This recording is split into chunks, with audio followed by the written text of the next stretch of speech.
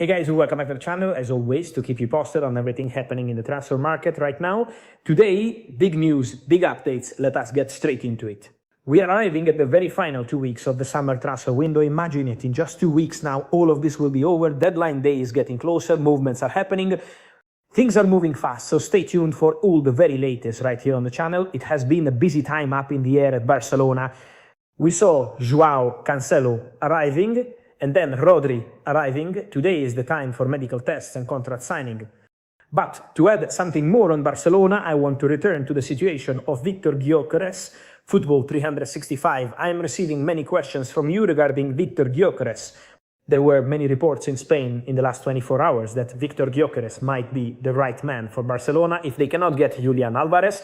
Football 3, with maximum respect to all sources, everyone has their own information. I have my own information, others can have theirs. What I can tell you is what I am told at the moment, straight from Barcelona. There is no confirmation of any operation started for Gyökeres. Football 365, like on the Rodri case where I was telling you the Rodri mission has started, and Cancelo is a matter of time. There is a moment when a deal does a click. That click between Barcelona and Viktor Gyökeres is still not there at the moment. Football 365, there is nothing really concrete ongoing, no conversations, no negotiations, no discussions. Football 365, when we look deeper into the structural makeup of the market, clubs are evaluating every single option as the final hours tick down, but this particular rumor simply does not have the substance that people in Spain are claiming it does.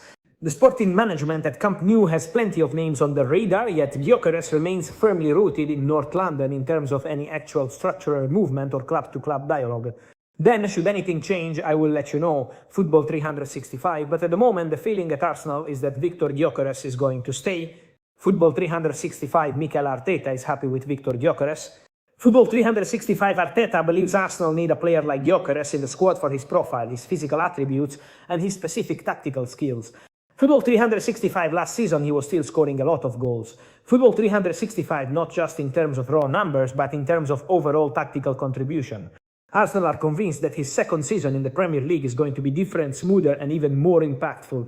Football 365, so Arsenal are very optimistic about Gyökeres. Football 365, they invested heavily to bring him in from Sporting CP and they view him as a fundamental pillar of their project moving forward under Arteta. Then if Barcelona arrive and the click happens, I will let you know, but that's simply not the case for today. So at the moment, the situation of Viktor Gyökeres is absolutely quiet. Now, moving on, talking about strikers and elite centre-forwards across Europe, I also want to mention quickly Harry Kane. The conversation between Bayern Munich and Harry Kane's camp over a new contract has already started behind the scenes. Remember that Harry Kane is represented by his brother Charlie, who is taking care of these conversations with total professionalism and discretion. My understanding is that Bayern has started the process. There are negotiations ongoing, there are discussions ongoing behind closed doors. There is a real sense of optimism from all sides to reach an agreement for Harry Kane to stay at the club and extend his stay in Bavaria. His current contract is expiring in 2027. The club and the players' representatives still have to discuss details of this new contract in terms of length and the exact existence of any potential exit clause. For example, there was a specific clause to be activated in January, not in the summer, in the current contract at Bayern, so they have to discuss what to do with that clause moving forward. There were also some kind of matching rights for Tottenham Hotspur embedded in previous discussions or agreements. We have to understand what is going to happen there and whether Bayern will maintain that kind of option or structural clause or not. There are several things to discuss, minor and major details, in order to get the deal finalized, but the conversation is ongoing actively between Bayern and Harry Kane. The player is back from holidays now, fully recharged, and so the conversations can be conducted much easier and faster. Now, let us switch gears, because many of you have been flooding my inbox and asking me about Manchester United. First of all, let us address some wild rumors originating from a certain Spanish outlet. I do not even know where it is coming from. Many of you sent me messages about Gavi moving to Manchester United. Let me be crystal clear, it is absolutely fake news. I do not know where this bizarre story is coming from. Many of you sent it to me on Twitter, tagging me constantly, but Gavi is not leaving Barcelona. It is absolutely impossible. Barcelona are more than happy with Gavi. He is considered the heart and soul of the midfield core, a player with absolute untouchable status at the club. In fact, I would not be surprised if in the next few months Gavi and Barcelona start discussing a brand new contract to further secure his long-term future. It is not something imminent happening this very week, so I do not want to throw things out that are not materializing today, tomorrow, or in the next few days. But looking ahead to the next few months, I would not be surprised at all to see formal conversations open between Gavi and Barca over a new deal. In general, Barcelona super happy with Gavi, and Gavi is super happy at Barcelona. Furthermore, let me kill another narrative. Rodri joining Barcelona is only good news for Gavi, not a threat. Gavi and Rodri share an excellent relationship from the national team setup. It does not mean that because Rodri is going or linked to Barcelona, Gavi wants to leave. These stories floating around are complete nonsense. It is not true at all, and Gavi is staying put in Catalonia.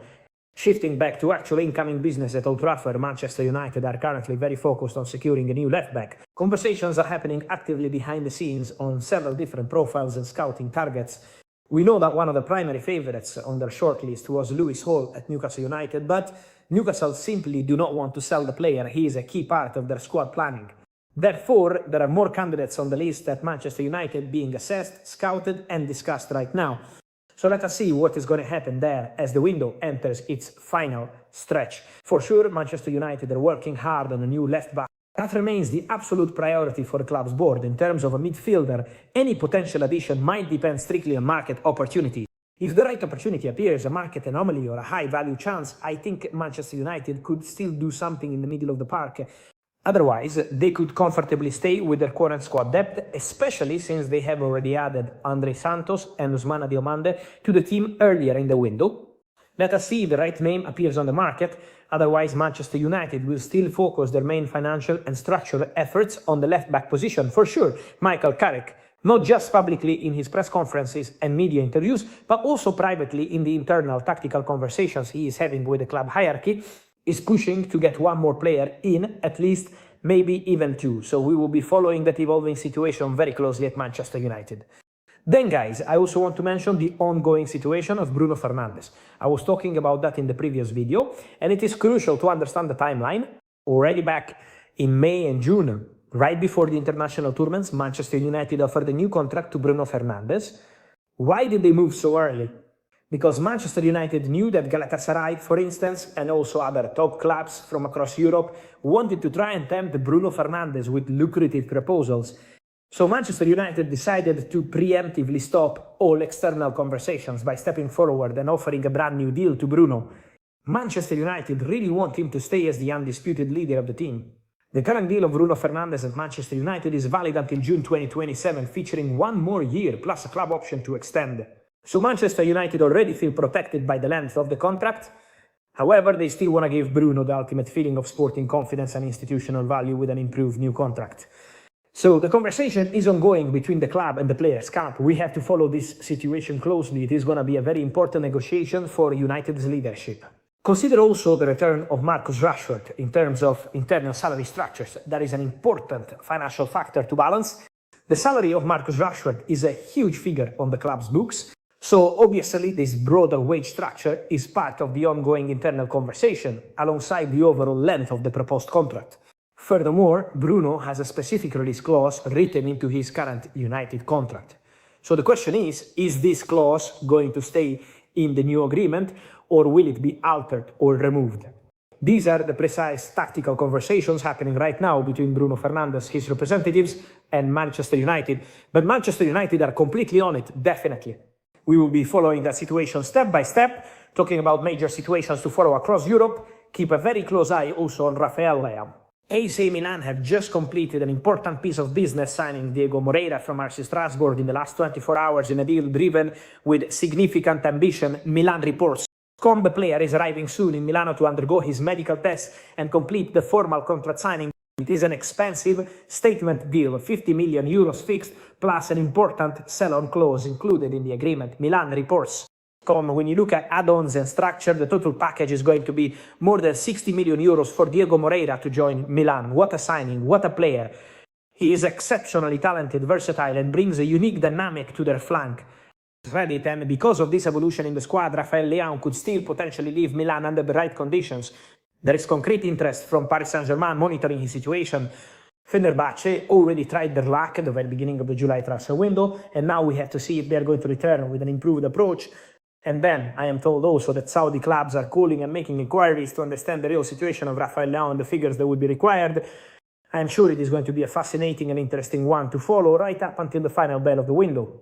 We will be right here on the channel to update you on that one as well, alongside every other major twist on this and much more. Stay posted right here on the channel. Remember to like this video, turn on the notification bell, because big stories are coming thick and fast. Subscribe if you haven't already. And trust me, what's coming next in the final days of the window is even bigger. See you soon, here, every single day. Ciao!